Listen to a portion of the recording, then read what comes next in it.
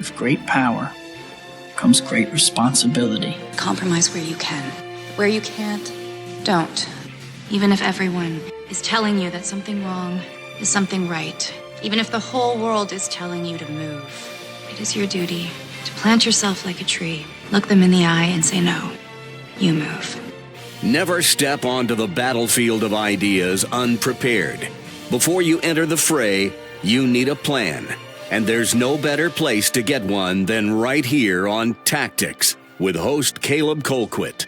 The Situation Room goes live now on News Radio 1440. And welcome in, everybody. Thank you so much for being with us today. We are on both YouTube, Facebook, Twitch, Twitter. I said both, but that's a lot. Pretty much anywhere that free podcasts are sold. But I am starting a little early, and you probably know that's not very typical of me, but I do have a good reason. Frankly, it's welcome week right now at Faulkner University, so it is a miracle that I've been able to do any shows at all with everything that I've had to do here. But the reason that I am starting early is because I have a baseball game to catch with my dad. And I know you might be sitting there thinking, really, he's going to admit that he's blowing us off for a baseball game? Well, the reason is because it's my dad's birthday. And so Dad and I are going to be going to the Biscuits game pretty soon. And John from Millbrook, I'm sure that a lot of you that have been friends of mine for a while have heard him. He was a caller for a long time. He's been a guest host a couple times when it was some kind of story where he had a certain level of expertise, mostly pertaining to teaching, but been a part of the show for a really long time. And of course, had a great part in the show that we do every day because he was my debate teacher. He's the guy that coached me in debate. He's the one that taught me how to speak. And so special thanks to my dad on this day that we celebrate him.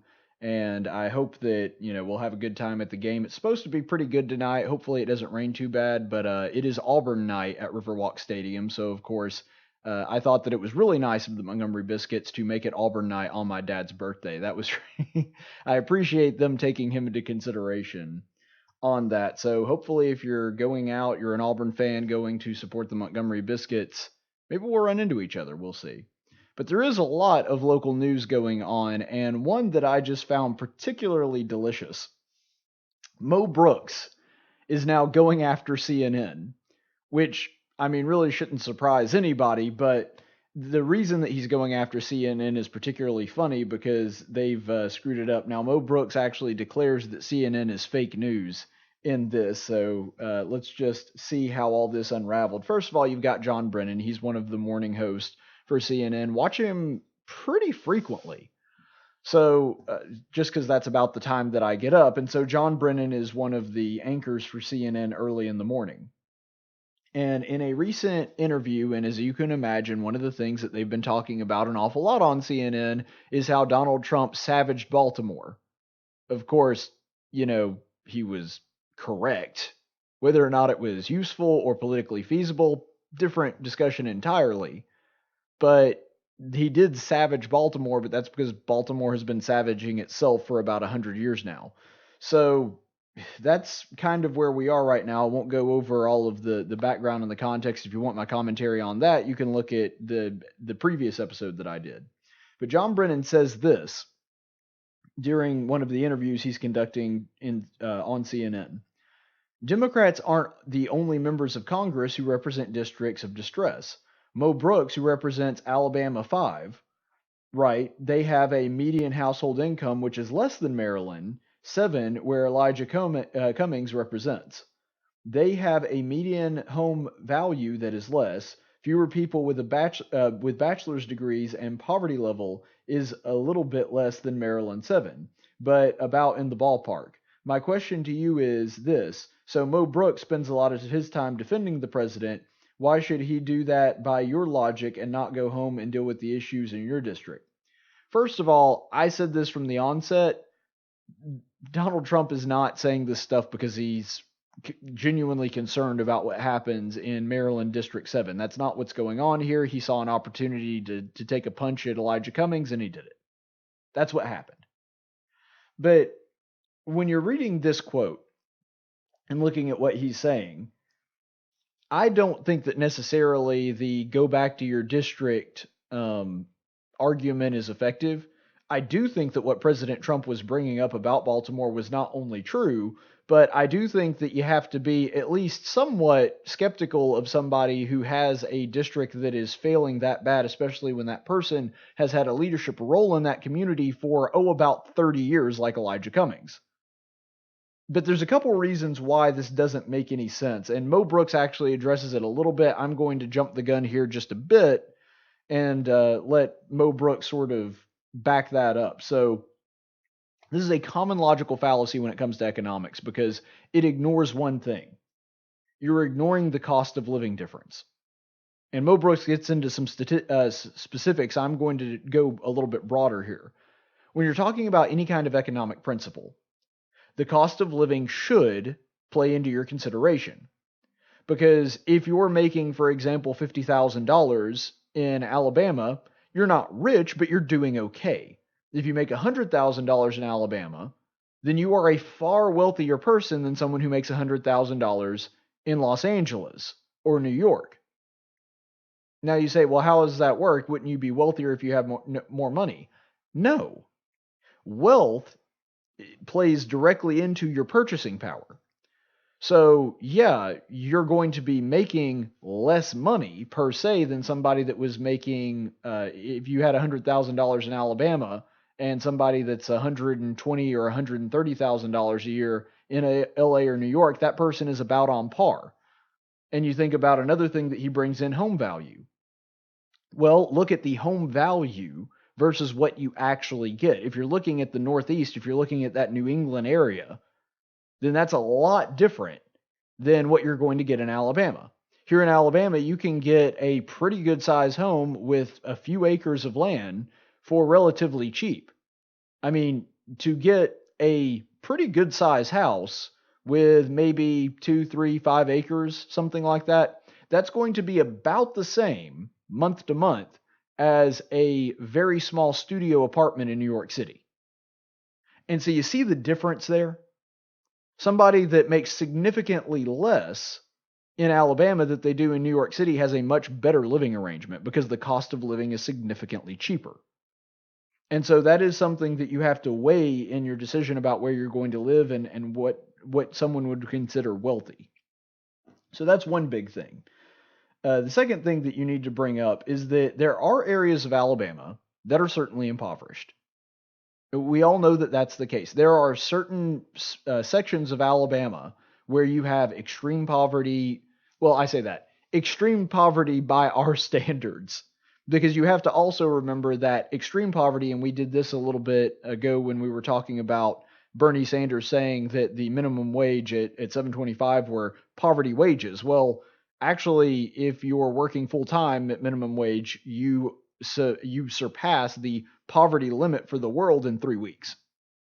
So there's not even close to true. So yes, by American standards of what is poverty and not poverty, some of the poorest areas in the United States are in Alabama and Mississippi.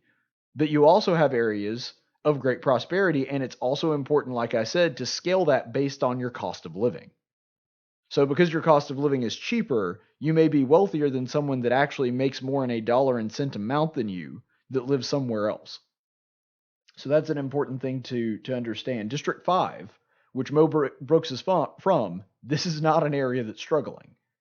Neither is District 3. Those districts are doing incredibly well.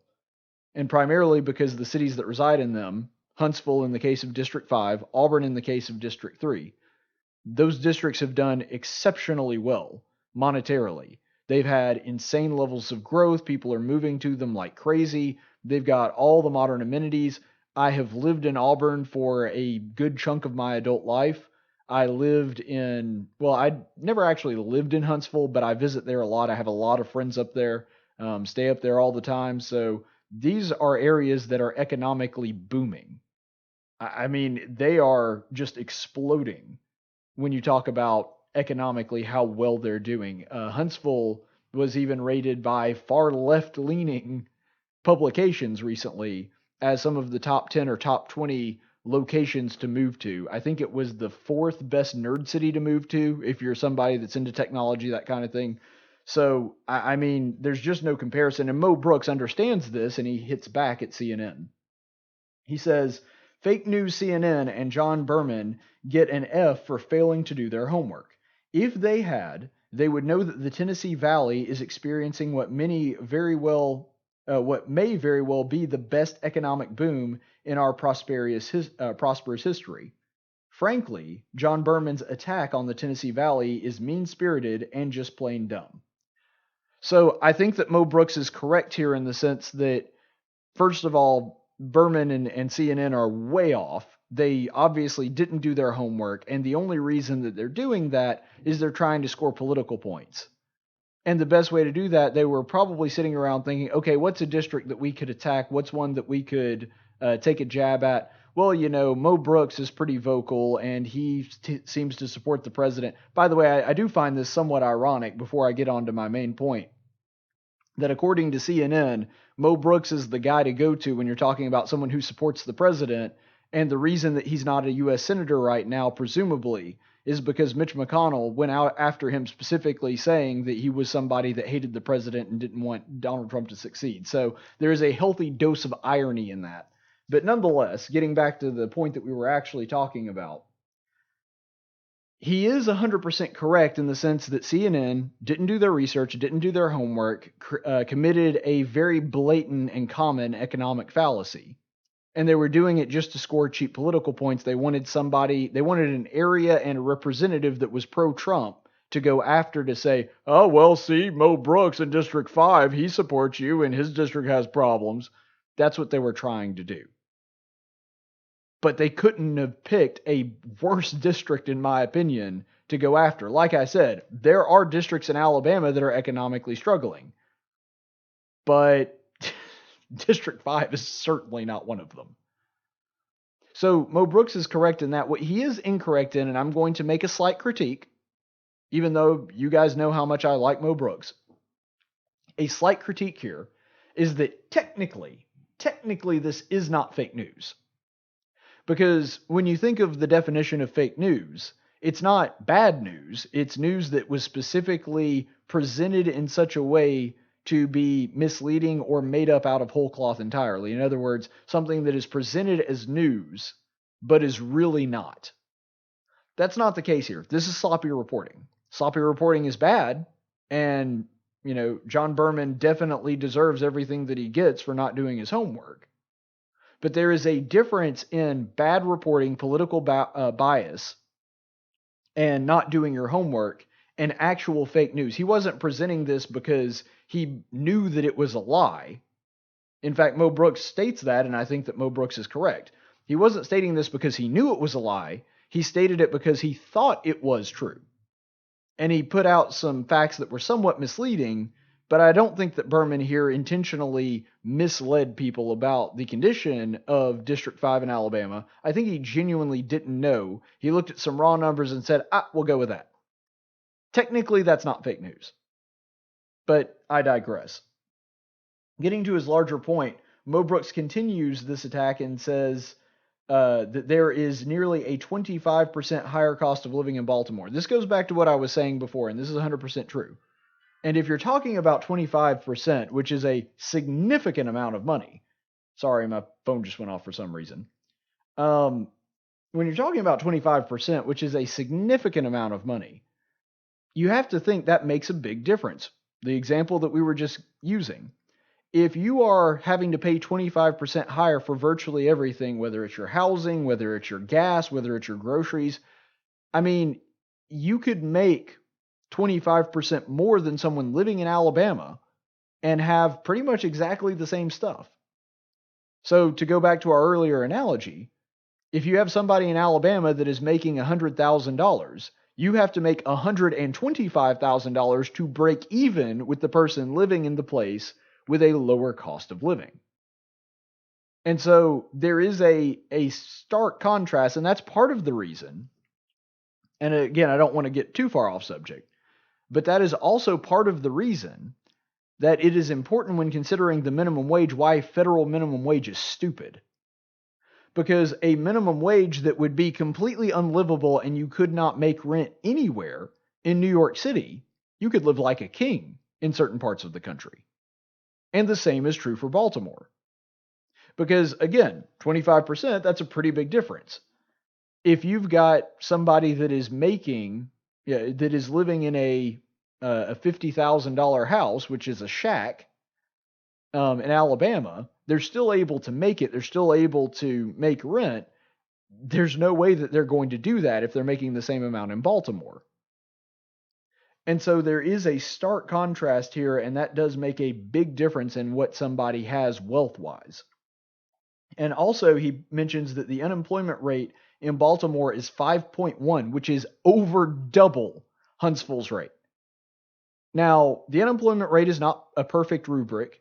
There are some flaws in it, and there's some parts of the story that it doesn't tell, but it's not a bad indicator. And I pointed out its flaws, and rightfully so, when people use that as the only indicator of economic prosperity. It's not, but it's not a bad gauge. And here you're looking at Baltimore's unemployment, which is literally double Huntsville's. There's just no comparison here, and Mo Brooks is right to point that out. Mo Brooks also says, where would you rather live? In the Tennessee Valley or in the Baltimore city limits? I guarantee if you knew one twit about Huntsville, you would choose the Tennessee Valley over Baltimore in an instant. Mo Brooks is 100% right. And you know what? He is not the only person that thinks so. This is not just Mo Brooks' opinion and commentary. It seems like that on the surface, but when you look at the statistics, here's a pretty sharp contrast. Huntsville's population in the year 2010, according to the U.S. Census, was 194,057, so barely under 200,000 for its 2010 population. In 2015, not 10 years, 5 years. In 2015, its population was 444,752. That's almost a 150% population increase. That's absurd how much of a population increase that is in 5 years. That is absolutely insane how fast that city is growing. It's already set to outpace Mobile and possibly Birmingham as Alabama's biggest city in the year 2020. That's how fast this city is growing. If it stays on pace, if it doubles at another 150%, I mean, it will outpace Baltimore's population. So, looking at it, there is just obviously there are an awful lot of people that want to live in Huntsville. Because if there was not, its population wouldn't be growing at that. Let's compare that to Baltimore. So in 2010, Baltimore's population was 620,961. In 2017, it hit a 100-year low. So in 2017, it had the same population as it did 100 years in the past, at 614,000. So it has actually lost people in the 7 years. And we gave it a wider, because you remember it was only 5 with Huntsville, we gave it a wider scope, a wider range to look at its population. But it's about the same time rate. And you're actually losing people and hit a 100-year low. This isn't just Mo Brooks' opinion. There are obviously an awful lot of people that are looking at Baltimore and saying, yeah, don't want to live there. And looking at Huntsville and saying, yeah, definitely want to live there. There is absolutely no comparison because the ultimate popularity contest is a free market. And when people are free to move and choose where they want to live, then you have a pretty good indication of what's going on there. You can argue with popularity, but you'd be wrong. And sometimes I hate that argument because it is true, but sometimes I hate it because the things that I like are not always popular. But the truth is, when it comes to a free market, voting with your dollars, voting with your feet, that is the ultimate test of whether or not something is actually popular. And the people have spoken. Huntsville, extremely popular. Baltimore, nope. People are getting out of it as quickly as possible. So the real question becomes, why are people leaving? Why are people not living in Baltimore don't want to live in Baltimore, but do want to live in Huntsville? Well, I think it's actually pretty simple. You look at the things that Tommy Battle has done in the city of Huntsville. You look at the way that the local governments are run there. Not perfect, not corruption free. They do some things that I wouldn't necessarily do. And sometimes they delve a little bit too deeply into crony capitalism, give some sweetheart deals for some companies, and I don't really like that. But the point is, it ain't anywhere as corrupt as Baltimore. Not even close.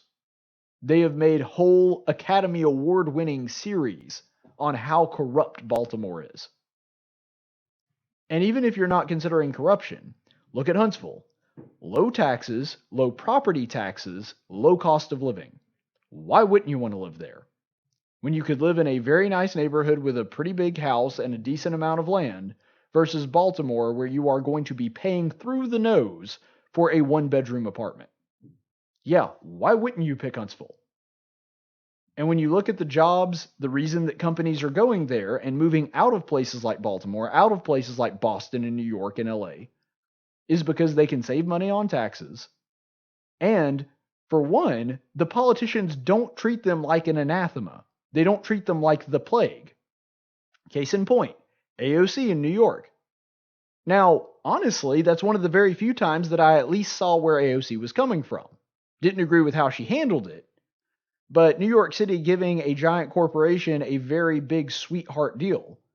That's one thing. But there's a difference in having a problem with that and having a problem with the company overall.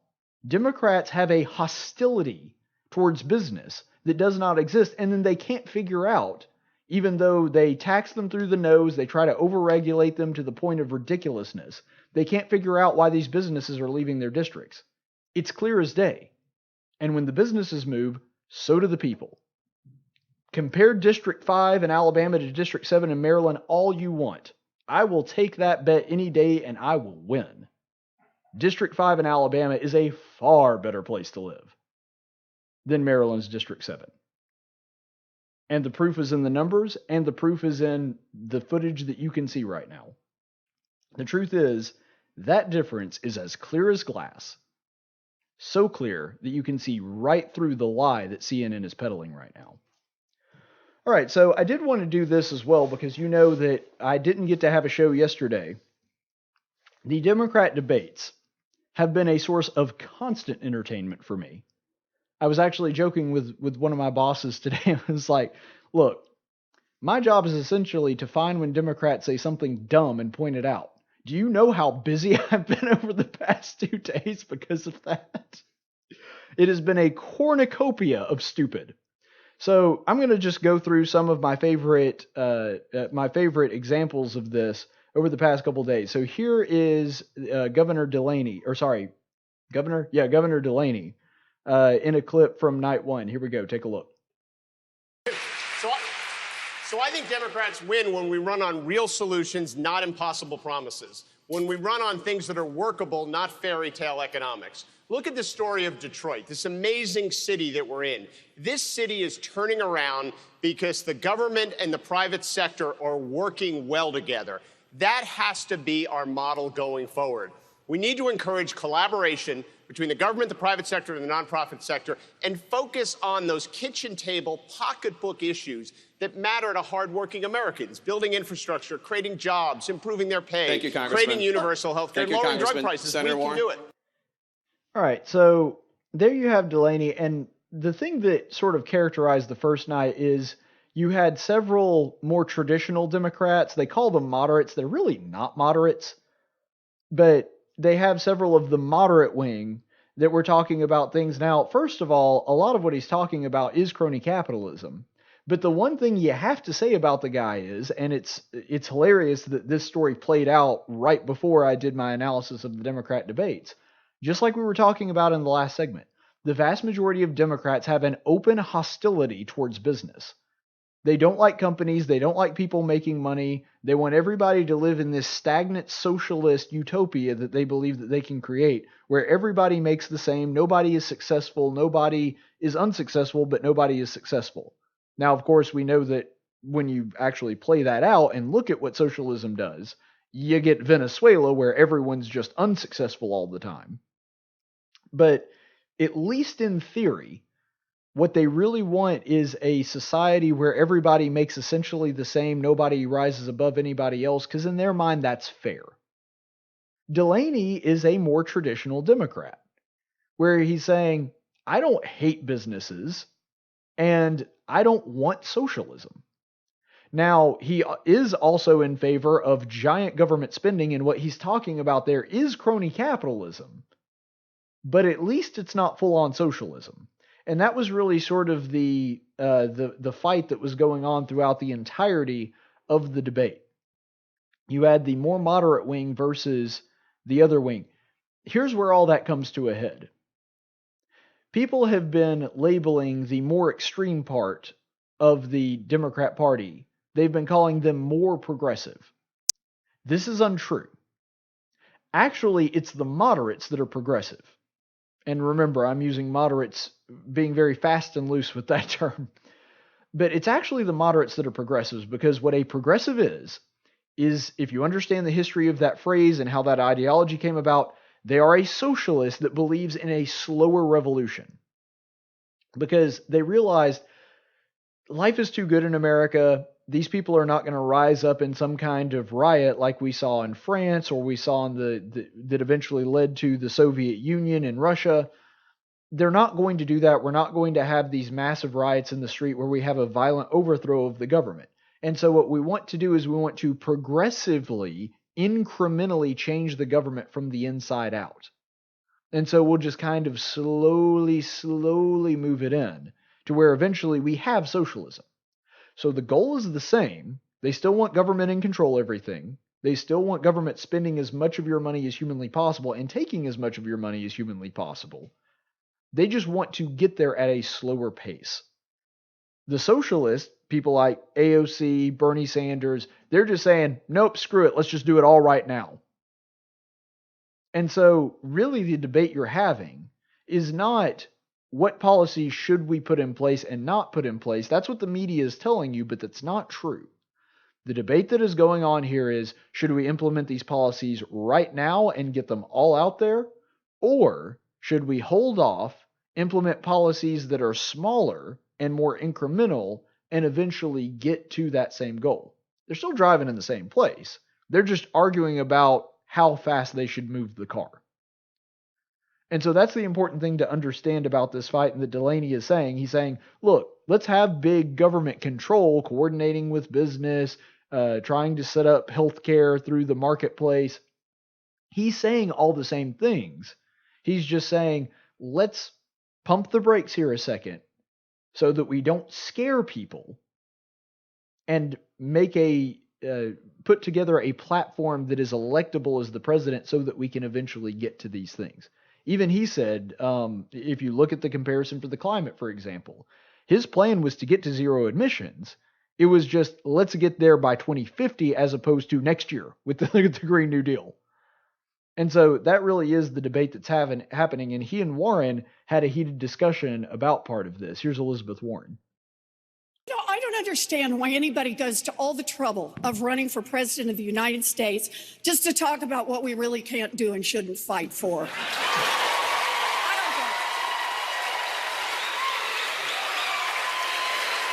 biggest problem in Washington is corruption. It is giant corporations that have taken our government and that are holding it by the throat. And we need to have the courage to fight back against that. And until we're ready to do that, it's just more of the same. Well, I'm ready to get in this fight. I'm ready to win this fight. Thank you, Senator. Congressman. Okay, so what's so hilarious about that is you have Delaney saying we can't just come up with a wish list of things that we would like to do, even though they're impossible, and put them forward as though they're actually going to work. And Elizabeth Warren is saying, how dare you tell us who we should fight for and what we shouldn't do? We need to have big ideas. Okay, well, the big ideas don't make any sense if they're not workable. I'm fine with big ideas. Not the Democrats' big ideas, but you know what I'm saying? I'm in favor of people that have big ideas, that speak boldly, that have a plan. It makes no sense for that to be your strategy if your plan is completely unrealistic. So if you're saying, well, we should just, spend, in the Democrats' case, $90 trillion to fix the climate, universal health care, free college for everybody, that you literally don't have enough money in the country to pull that off. And so Delaney has a point. Why don't we come up with something that is at least somewhat feasible instead of just giving a giant wish list that gets everybody pumped up and excited, but you're promising them something that you cannot deliver? If, for example, you had me as a financial advisor, and please, for all the love of good, of all that is good and holy, do not do that. That if you had me as a financial advisor and you had to look at two different people to decide whether or not I was going to be your financial advisor or another guy, and the other guy is saying, okay, why don't we look at a budget, put out a plan, and we'll set aside some money for entertainment, some money for fun, and then this is going to be your monthly budget for everything else that you already have obligations to. This is going to be your rent payment, your credit card payment, your groceries. And I come in and I'd say, I tell you what, you're going to have a yacht if you pick me. You're going to have a brand new sports car. Yeah, well, if there's not enough money to pay for it, then you don't need to go with me as your financial advisor. My advice to you can't just be, we'll put it all on a credit card. It'll be fine. You see, there is a difference there. And what the Democrats have been doing, especially since the era of Obama, is just promising the moon, promising things that they know they can't do. They know that there's literally not enough money. In AOC's case, in the plan they put out, it would literally cost more money than exist on planet Earth to implement every policy that she has proposed. They actually crunched the numbers, and it came up to almost $90 trillion. There's only about $72 trillion on Earth. And so that's obviously unrealistic. And yet there are people that support it, like Elizabeth Warren. And then you had Senator Warren try to explain this to Chris Matthews in an after debate interview. We have community. They don't have the money now to pay for their own necessary treatment. They will have it under your plan. Where does it come from? So costs are going to go up for the bazillionaires. It's going to go up for the big corporations. But out-of-pocket costs for middle-class families actually going to go down. Okay, let's go to the mechanism because it's important. You'll get to this later in the campaign, if not now. Medicare we've all been paying since I was 15 in the drugstore. I was paying Medicare up till 65 with the idea you'll survive maybe 15 more years. If you have Medicare for life or government health insurance, you'll have to have more benefits. And Bernie's talking about the eyeglasses, hearing aids, everything. There'll have to be more money. Oh, look. Well, your payroll go up. You guys dodged that tonight. No, it's not a dodge. It's because about Jake where... Tapper kept saying, how much of your tax is going to go up? And you'd said... How much are your costs going to go down? No, different question. How much will your taxes go up? No, it's how much are your costs. I have a different question. It's how much families end up spending. I know that argument. I know how you've covered it. It's not just an argument. The Republicans did a study, and they hoped to show that Medicare for All was going to bust the budget. And you remember what it ended up showing? That Medicare for All is cheaper than our current system. That's the Republicans' I know the version. argument that you put it all together, you reduce the cost for health care premiums, and you get more benefits, and therefore you come out ahead.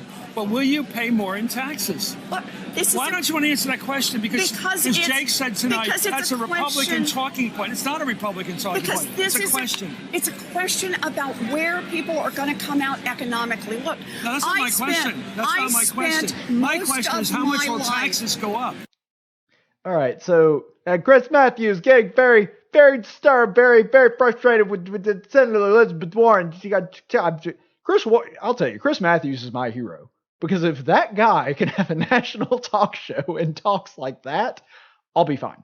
I will be fine in this industry if that's the case. If he's the standard, if Chris Matthews can ask questions like Senator Warren, where's money coming from? But the thing is, Chris Matthews is 100% right.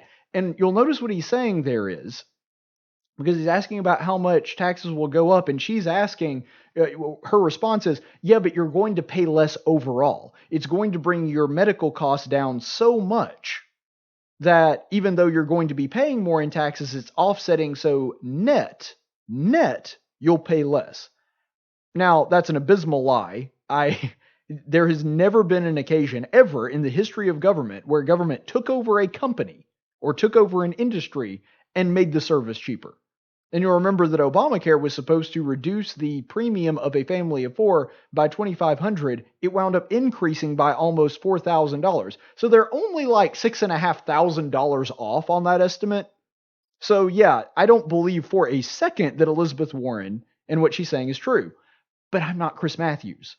Chris Matthews is saying, oh, I get it. I believe you. I agree with your argument. So tell us, how much do our taxes go up? He's saying, no, I understand. I agree with you that it's going to be a net less. That's fine. That's not my question. I'm asking how much in dollars and cents will your taxes go up? And Elizabeth Warren refuses to answer it. By the most conservative estimates, and by conservative I don't mean put together by Republicans, I mean a conservative estimate in the lowest one that they could find, the study showed that Medicare for All was going to cost $32 trillion over 10 years. To put that into perspective, that means that if you divide by 10, $3.2 trillion per year. They will have to increase the amount of taxes they bring in by $3.2 trillion every single year to pay for Medicare for All. Yeah, do you know how much money we brought in? $3.8 trillion. $3.8 trillion was the previous tax revenue, which means your taxes will have to almost double to pay for Medicare for All. So if you're paying, a couple $100 in federal taxes every month, that's going to have to increase double. You'll be paying $400. If you're paying $400 now, that's going to be $800 and so on and so forth. I don't have to explain basic math to you, even though I probably do have to explain it to Elizabeth Warren, apparently. And that's what she does not want to say. Even if she genuinely believes that it will cost you less in the long run, she knows that it is politically unpalatable to say, well, it's going to have to almost double. And because of that, she doesn't want to say it because she knows it hurts her politics, but that's the truth. Like I've said, I don't buy into the narrative that you're going to actually save money in the long run. Chris Matthews does and still can't get a straight answer out of her. It is incredibly dishonest that she's pretending as though your taxes aren't actually going to go up, and she's avoiding that question because she knows it'll hurt her candidacy. But even though we've had all that, I've got to play this one. This is by far the best clip of the entire night. This is Marianne Williamson, and she's trying to sort of put a frame around the scope of their situation that the Democrats are in, and it is absolutely astounding. How this woman is not in first place by a long metric, I don't know. We have communities, particularly communities of color and disadvantaged communities all over this country who are suffering from environmental injustice. I assure you, I lived in Grosse Pointe. What happened in Flint would not have happened in Grosse Pointe. This is part of the dark underbelly of American society. The racism, the bigotry, and the entire conversation that we're having here tonight, if you think any of this wonkiness is going to deal with this dark psychic force of the collectivized hatred that this president is bringing up in this country, then I'm afraid that the Democrats are going to see some very dark days. We need to say it like it is. It's bigger than Flint. It's all over this country. It's particularly people of color. It's particularly people who do not have the money to fight back. And if the Democrats don't start saying it, then why would those people feel that they're there for us? And if those people don't feel it, they won't vote for us, and Donald Trump will win. So there you have it. The Democrat plan is to combat the dark psychic force that is Donald Trump. And, immediately I thought of new band name. I call it Dark Psychic Force. Because, I mean, come on. You can't tell me you would not go to see a band called Dark Psychic Force. That's awesome. And I also thought it kind of sounded like a Pokemon attack, so I quickly made up this card. Oh, I don't know why that's not popping up. Oh, well, that's a shame, but I guess you can go ahead and see the picture. There it goes, finally. I don't know why that took so long. So that's 2020 Trump with his Dark Psychic Force attack. Yes, because I'm a nerd that plays Pokemon cards. And you'll notice that his Dark Psychic Force attack does 20 damage times the number of times that Marianne Williamson says something that makes absolutely no sense. in this debate. But yeah, the dark psychic force. So that aside, even though that was by far the best part of that clip, what Marianne Williamson is doing there is actually pretty significant, because she's going away from the actual nuts and bolts, and she says the wonkiness. Now, I do think it's pretty funny that Marianne Williamson's criticism of her fellow Democrats is basically, you guys know more than me. Like, that's a weird criticism to have. Basically admitting that they all are more experienced and smarter than you when it comes to this stuff. But odd line of attack. But the truth is, it may work. Because as we have learned by especially the Democrat left in the past few years, facts are not really a currency in the Democrat Party. It doesn't matter whether you're a man or a woman, as long as you feel like a man or feel like a woman, like Shania Twain. It doesn't really matter whether or not, when you're talking about the medical community, it doesn't matter that all the science points to an unborn child being an actual human being. We're going to go ahead and ignore that because it's politically expedient. You could say the same thing about climate change. I mean, you could go on and on about this. But what it all boils down to, and I think Marianne Williamson actually, I don't think she's going to win. I don't think she has a prayer. But what she is talking about, and I think she's going to see a significant bump in the polls, not enough to propel her to the victory, but enough for her to kind of make a splash. The reason that I think that performance last night is going to help her in the polls is everybody else was talking about the nuts and bolts, talking about policy. She wasn't. What she was talking about is the sort of the spirit of the Democrat Party, because what the Democrats really want to hear right now is Orange Man bad, and we're going to do everything we can to stop him. And she doesn't really get into the grass much. She doesn't get off into the weeds. She's just sitting there and telling you we're going to go after Donald Trump. And she actually characterized him as a dark psychic force. So it's pretty clear what side she stands on. I don't think it's enough to actually propel her to victory, but I think she's going to make a stronger showing than people are thinking here. And it looks as though I have gone past my time. I've got to get down to the ballpark. Hopefully I will see you there. And I hate that we don't have a chance to get to the chaplain's report, but we will do that soon. Stay the course, friends. Tactics is a production of News Radio 1440 and Cumulus Media Montgomery. Any opinions expressed on this program are those of the host and do not necessarily reflect the opinions of Cumulus Media. The theme song for Tactics is 6 Foot Town by Big and Rich. Graphics by Jessica Dawson. Broadcast studios provided by Cumulus Media Montgomery. Location studios provided by the Dalraida Church of Christ. Copyright 2019.